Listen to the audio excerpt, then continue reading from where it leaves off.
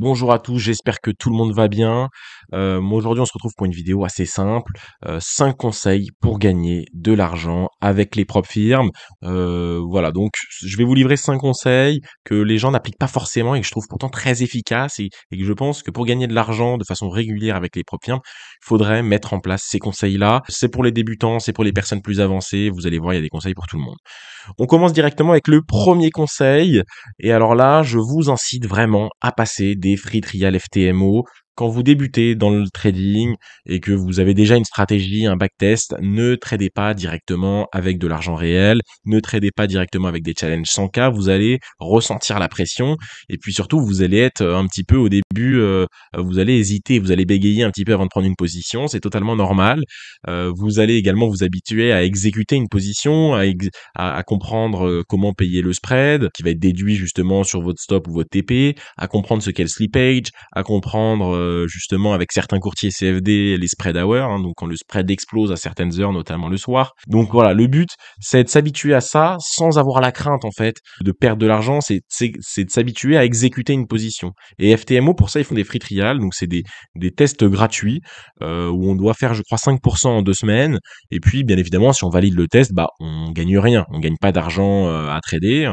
On va pas avoir un compte à 10K, à 100K, à 200K.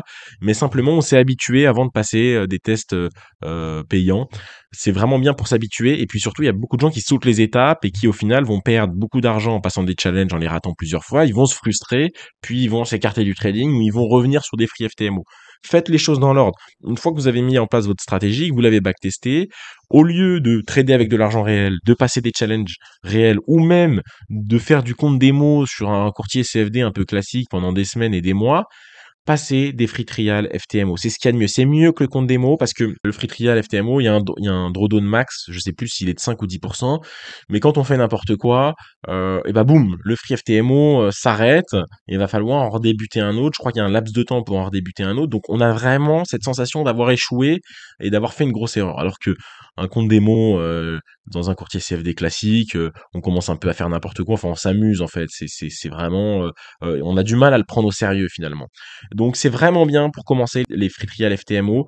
Essayez de vous dire si vous en validez 2 de suite, vous pouvez ensuite vous payer un challenge à 10K ou à 100K, ou si vous en validez 3 de suite, ça peut être une manière de voir les choses en fait.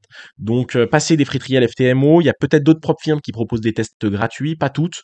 We Get Funded, hein, donc la propre firme française, propose je crois des free trial. Ensuite il faudrait se renseigner, je sais qu'il y a la majorité en propose pas, propose que des comptes payants. FTMO en propose, et c'est très bien, il faut apprendre avec ces free trial FTMO. Faites des free trial FTMO, faites-en un, faites-en deux, faites-en trois.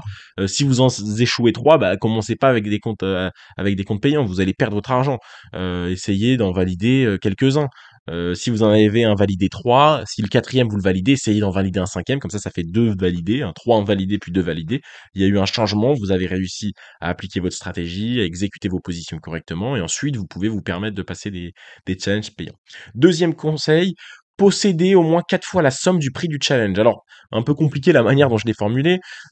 Si vous avez un budget de 1000 euros, ne mettez pas vos 1000 euros dans un challenge à 200K FTMO. Vous allez trader avec beaucoup plus de pression. Essayez de splitter en 4. Donc 1000 euros, c'est 4 fois 250 euros. Prenez un challenge aux alentours de 200, 250 euros. Le 50K FTMO, il est peut-être aux alentours de ces prix-là. Peut-être il est à vers 300 euros. Après, il y a d'autres propres firmes, hein. Il y en a plein d'autres. On fera peut-être un guide sur les différentes propres firmes. Il y en a maintenant des dizaines qui existent et qui sont très sérieuses, qui sont très correctes. Donc forcément, hein, il y a une concurrence qui se fait au niveau des prix. Et donc, chaque propre firme a la volonté d'être un tout petit peu moins cher que l'autre. Donc voilà, essayez, si vous voulez, d'avoir en termes de capital suffisamment d'argent pour passer au moins 4 challenges. Pourquoi? Parce que ça va vous enlever de la pression. Vous vous dites, écoutez, si je perds ce challenge, bah, c'est pas la fin du monde en fait. Je peux en passer un autre derrière, un troisième, un quatrième. Très peu de personnes valident le challenge du premier coup, surtout si vous êtes débutant, vous allez en perdre. Donc ne sacralisez pas le challenge en vous disant c'est je vais absolument le réussir. Non, essayez justement de vous dire si je le rate, c'est pas grave, j'en ferai un autre. Je l'ai raté pour X raisons, j'essaye d'apprendre, je tiens à jour mon journal de trading et puis j'en passerai un autre. Donc au moins 4 fois la somme. Moi je trouve que c'est plutôt bien de fonctionner comme ça. Si vous avez 500 euros, bah ça fait 125 fois 4 quoi. Donc passez des challenges pour 125 € par là, quoi. Alors ça peut être 100, 150, mais en tout cas avoir plusieurs fois le montant du prix du challenge en avance. Parce que ça va vous enlever de la pression. Si vous avez 2 000 € et que vous mettez 2 000 € dans un challenge, vous allez vous dire, si je rate le challenge, j'ai plus d'argent pour en payer d'autres. Ça vous met une surcharge d'émotions, de psychologie, de billets émotionnels supplémentaires dont vous n'avez pas besoin pour réussir le challenge. C'est suffisamment dur comme ça. Donc, prévoyez des sommes d'avance, vraiment. Ça va vous enlever un truc. Troisième conseil, ne pas se focaliser sur la validation du challenge. Ce que je veux dire par là, c'est que il y a beaucoup de gens qui voient le challenge comme une fin en soi. Le challenge n'est pas une fin en soi. La fin en soi des propres firmes, c'est de leur prendre de l'argent, c'est de faire des payouts, c'est de gagner de l'argent, c'est de leur facturer vos performances. Donc c'est bien beau d'être validé, d'avoir le certificat FTMO, le certificat non, avant d'avoir le certificat Funded Next ou je ne sais quoi, mais c'est pas ça qui compte. Ce qui compte, c'est de gagner de l'argent. Vous pouvez vous féliciter quand vous commencez à faire des payouts de façon régulière ou même dès le premier payout. C'est vrai que c'est quand même plus significatif que la validation du challenge. Et beaucoup de gens valident les challenges et font n'importe quoi après et perdent le compte sans même avoir pu faire un payout, sans même avoir pu faire une sortie d'argent sur la propre firme. Il faut pas voir le challenge, la validation des deux phases, hein, donc du test, du challenge, comme une fin en soi. C'est une étape pour aller gagner de l'argent. Alors la fin en soi, oui et non. Il n'y a pas de fin en soi dans le trading, mais c'est quand même de gagner de l'argent finalement. Donc voilà, vous focalisez pas sur le challenge. Le challenge, c'est une étape. C'est une étape dans le processus. C'est pas l'étape finale, c'est une étape. Point final.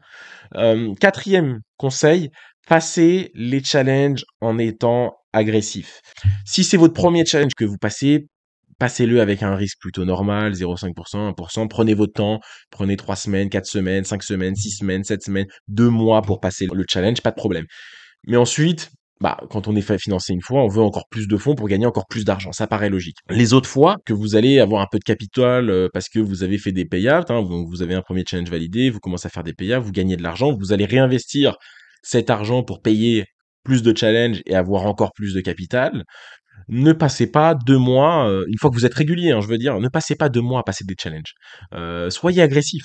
Prenez 2, 3, 4% de risque par position, et puis ensuite les challenges, vous essayez de les passer en une semaine, en 2 semaines max, en 3 jours, en 4 jours. Oui, vous allez avoir de la casse, mais ce qui va être important, c'est de pas passer 2 mois en étant bloqué sur un challenge. C'est du manque à gagner en fait.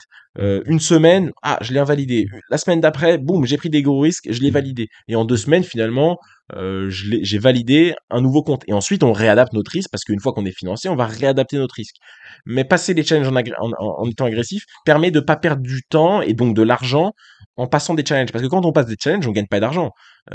Si on a fait la phase 1 FTMO 10%, on va pas gagner 10%. On va juste gagner le droit de faire la phase 2. Quand on fait la phase 2 à 5%, on va juste gagner le droit d'être financé, mais on va pas, à proprement parler, gagner de l'argent. Nous, ce qu'on veut, c'est gagner de l'argent. Donc, faut être le plus rapidement possible financé. Une fois que vous avez passé votre premier challenge de façon régulière. Ensuite, n'ayez pas peur d'être agressif sur le risque pour valider plus rapidement les challenges. Évidemment, pour ça, faut de la trésorerie, faut de l'argent, hein, donc c'est de l'investissement à chaque fois. Donc voilà, ne faites pas ça pour les débutants, c'est un conseil pour les personnes un peu plus expérimentées. Et puis deuxième conseil, gardez en tête qu'il y aura de la perte.